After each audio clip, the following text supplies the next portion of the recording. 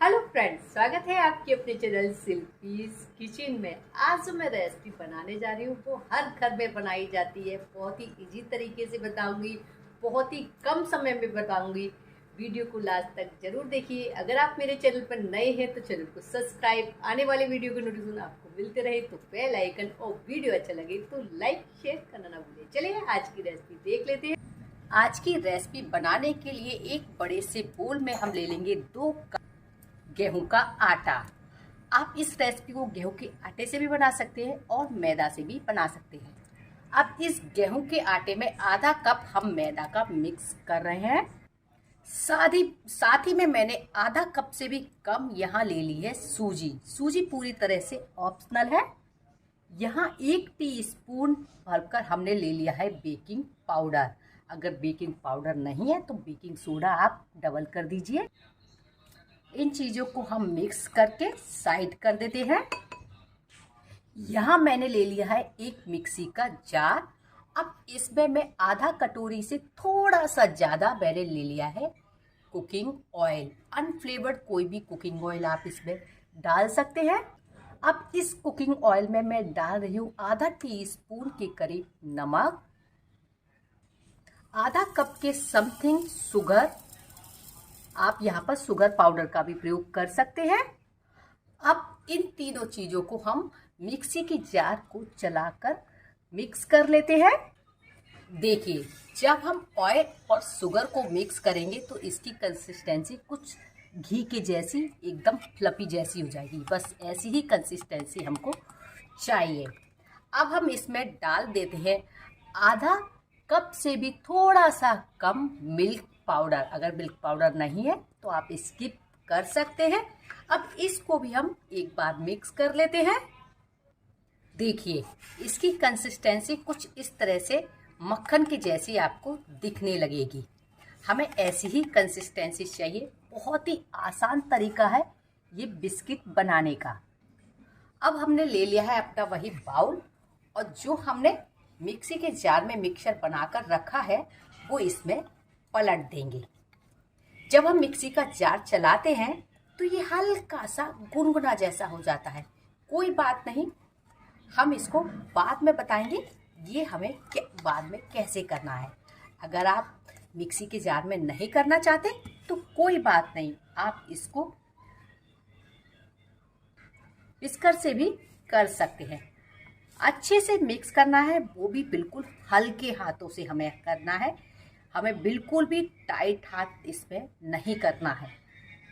देखिए, सारा ही मिक्सचर मैंने इसमें डाल दिया है। अभी आपको ये बिखरा बिखरा लग रहा है क्योंकि मैंने इसको हल्के हाथ से ही मिक्स किया है।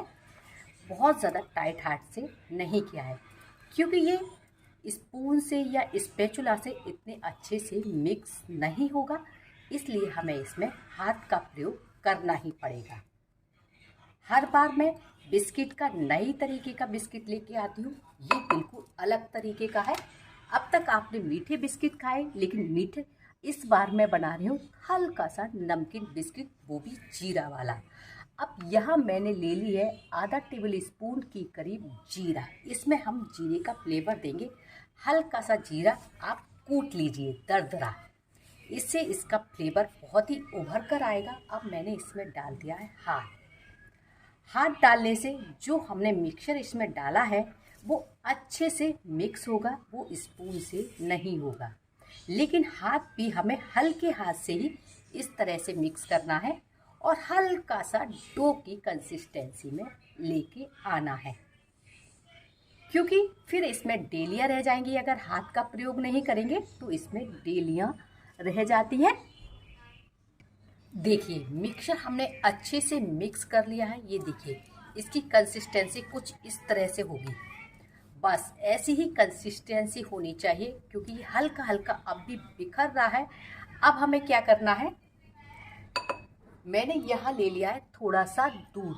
अब इसको ऐसे ही नहीं डालेंगे, बस इस चम्मच से डालेंगे इस तरीके से। बहुत ज़्यादा हमें दूध इसमें नहीं, बिल्कुल भी नहीं डालना है। केवल मैंने ये 2 टेबल स्पून दूध इसमें मिक्स किया है। अब हम इसको मिक्स कर लेते हैं। ये देखिए, हमें ये डो बिल्कुल भी नहीं बनाना है, हल्के हाथ से ही करना है, जिससे ये अच्छे से मिक्स हो जाए। देखिए, दूध मिक्स करने के बाद इसकी कंसिस्टेंसी कुछ इस तरह से हो जाएगी। अब हम जब हम मिक्सी में चलाते हैं तो ये हल्का सा गर्म हो जाता है, तो हमें क्या करना है, आधे घंटे के लिए इसको फ्रिज में रख देना है। देखिए, आधा घंटा फ्रिज में रखने के बाद ये अच्छे से सेट हो जाता है। अब हमें करना क्या है, यहाँ मैंने ले लिए एक नॉन स्टिक प्लेट। अगर नहीं है कोई बात नहीं, आप इस पर बटर पेपर लगा लीजिए, कोई भी नॉर्मल प्लेट ले लीजिए। ये मेरी ओवन के साथ आई थी इसलिए मैंने इसको लिया है, क्योंकि आज की बिस्किट मैं ओवन में ही बनाने वाली हूँ। और साथ ही में मैंने ये ले लिया है एक मोल्ड। ये मेरा कोई बाजार से खरीदा हुआ मोल्ड नहीं है, मैंने एक ढक्कन को बीच से कट कर लिया है। अगर आपके पास नहीं है तो आप चम्मच की सहायता से बना सकते हैं, वो इक्वल साइज के बनेंगे, इसलिए मैंने इसका प्रयोग किया है। अब मैंने बेस ले लिया है और इस मोल्ड में इस तरीके से डालते जाएंगे। कम से कम 2 टेबल स्पून इसमें मोल्ड में आ गया। अब इसको हल्के हाथ से इस तरह से टाइट कर देंगे।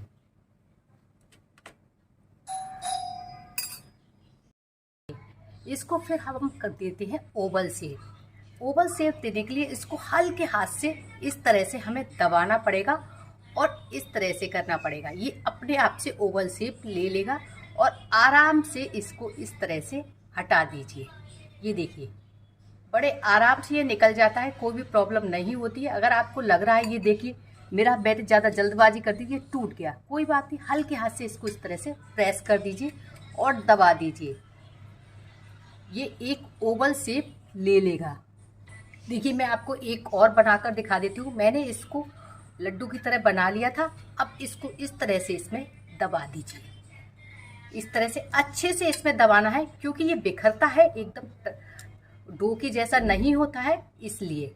और बहुत ही आसान तरीका बता रही हूँ। अगर आप इससे कर लेंगे तो बहुत ही आसान हो जाएगा आपको बिस्किट से बनाना। और थोड़ा सा इसको इस तरह से ओवल शेप दे दीजिए। ओवल शेप देते हैं ना तो हल्का सा ये चटकता है, कोई बात नहीं। फिर इसको एक बार प्रेस कर दीजिए और ये देखिए, ये जगह छूट जाएगी। बड़े आराम से इस स्टैंड को इस हल्के हाथ से दबाते हुए निकाल दीजिए। ये देखिए, हल्की सी शेप खराब होती है, कोई बात नहीं, इसको फिर से ठीक कर सकते हैं आप इस तरह से। देखिए, इसी तरह से मैंने सारे बना लेते हैं। जब मैं इस तरह से सारे बनाने के बाद मैं चम्मच लूँगी और चम्मच से इसमें इस तरह से एक हल्का सा निशान दे दूँगी। थोड़ी थोड़ी दूरी पे देना है, बहुत ज़्यादा डार्क नहीं करना है, बस देखने से मार्केट वाला लुक आ जाता है। ये देखिए, हल्के हाथ से देना है, बहुत ज़्यादा नहीं देना है। देखिए, सारे पे मैंने निशान दे दिए। मैं एक बिना मोल्ड के भी आपको बनाकर दिखा देती हूँ। एक तरह से हमें इस तरह से लंबा कर लेना है ओवल शेप देने के लिए, फिर इसको इस तरह से प्रेस कर देना है। ये देखिए, बड़े आराम से प्रेस हो जाता है, हल्का सा चटकता है। फिर आपको इस तरह से इसको ओवल शेप देना है। बस मोटा आपको ज़्यादा नहीं रखना, आपको उतनी ही ज़्यादा प्रॉब्लम होगी बेक करने में। ये हल्का सा चटकता है, बिखरता है, कोई बात नहीं, बस आपको शेप को ठीक करना है। देखिए, कितनी अच्छी ओवल शेप आ गई है। यहाँ मैंने लगा लिया है ओवन। अब इस ओवन में मैं पहले भी बना चुकी हूँ, कई तरह की बिस्किट, नानकताई बना चुकी हूँ। लोगों की डिमांड आई थी, मैं फिर से इसीलिए इस ओवन का प्रयोग कर रही हूँ। अब यहाँ मैंने ले ली है अपनी बिस्किट, इसको पहले इसमें सेट कर लेती हूँ और इसका बॉक्स कर देती हूँ बंद। अभी तक मैंने ओवन को ऑन नहीं किया है। देखिए, अभी इस पे केवल प्लेन लाइनें आ रही हैं, यानी कि अभी तक मैंने इसमें टाइम सेट नहीं किया है। अब पहले हम ये पावर का बटन दबाते हैं। अब यहाँ हम पहले टाइम सेट कर लेते हैं। ये देखिए, इस तरह से इस पे टाइम आ जाएगा। पहले हमें केक, बिस्किट या क्या चीज़ बनानी है, उसी तरह से हमें इस पर बटन दबाना है। अब हमें बिस्किट बनानी है तो हमने यहाँ बिस्किट के पे ऑन कर दिया। ये 190 सेंटीग्रेड पर आ गया है। अब मुझे 190 पर नहीं लेना है, 180 पर लेना है और मैं इसका टाइम कर देती हूँ 10 मिनट। लेकिन ये इसमें 10 मिनट पूरा नहीं लेता है, कम समय लेता है और बहुत ही जल्दी बनकर तैयार हो जाती है। अब ये पावर वाला बटन है, इसको हम ऑन कर देते हैं। अब आप देख सकते हैं इसमें लाइट आना शुरू हो जाएगी। ये देखिए इसमें लाइट आना शुरू हो गई है, यानी कि बेक होना शुरू हो गया है। इसको पहले से प्री हीट नहीं किया जाता है, इसलिए इसमें बहुत जल्दी बनकर तैयार हो जाती हैं। देखिए इसे बनने में केवल 8 मिनट ही लगा। 8 मिनट होने पर ही मैंने इसका बंद कर दिया, यानी कि पावर अभी पूरी तरह से ऑफ नहीं किए, बस यहाँ से मैंने बटन को ऑफ कर दिया है। अब मैं आपको निकाल कर दिखाती हूँ। देखिए इसको ऊपर करना बड़ा आसान है, बस गिलास थोड़ा हल्का सा गर्म होता है, उसका आपको ध्यान रखना है। अब इसके साथ ये आता है ये स्टैंड, ये इसी तरह से केक या बिस्किट उठाने के लिए ही होता है। इस तरह से हम इसे प्लेट गरम है, इसको उठा सकते हैं और इसे बाहर निकाल सकते हैं।